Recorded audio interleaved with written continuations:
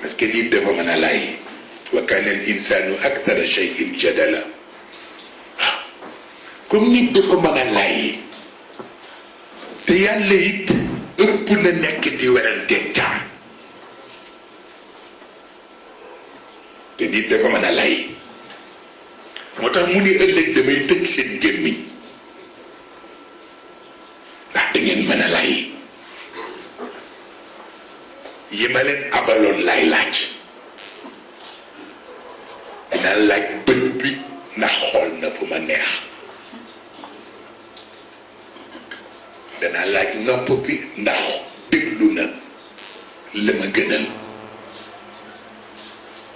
dinaa laaj loxo bi dinaa laaj tànk bi al yawma naxtimu ala afwahihim wa tukallimuna aydihim wa tashhadu arjuluhum bima kanu yaksibun yàlla foofu lay tàmbaleeg yow waaw looluy tax yar bi loolu lañ koy doye xam nga yar nekkul ci bu fi nit ñi nekkee rek nga sëggal sa loos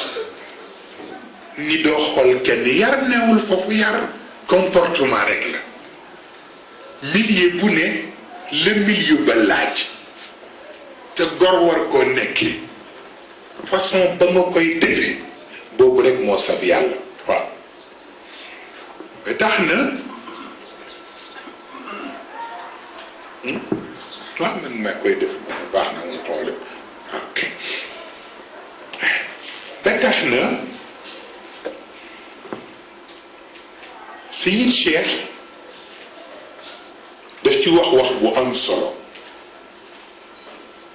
te mooy lu ne nga am chance ba nga fexe ba décrocher cër ba moo ko gën di farata parce que chance dafa nekk couteau à double tranchant dañu naan paaka ñaari boor moom la xusnul xadd dana am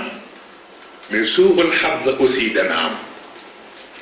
benn nga am une bonne chance wala nga am bopp malchance waaw moo tax chance kenn du ci wékk sa bopp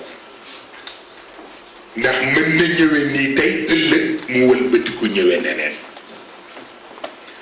moo tax nag lu ne nga fexe ba décrocher ko ak sa ñaq décrocher ko ak sa jikko décrocher ko ak sa taxawaay bu nit ñëpp dajaloo woon pour xaj la ko te sunu borom naru ko kenn mënu la xam la yàlla jox waaw loolu tax xam nga li ñoo wax naan bari na koo ñee te ñeewul boppam mooy li ma leen wax ci gannaaw tuuti koo gis mu dajale infrastructure yu paradisiaque yépp kër yu rafet oto yu rafet am bureau yu rafet am un peu de tout mais boo amee seet lu tuuti xam ni dundam ñeewuloo ko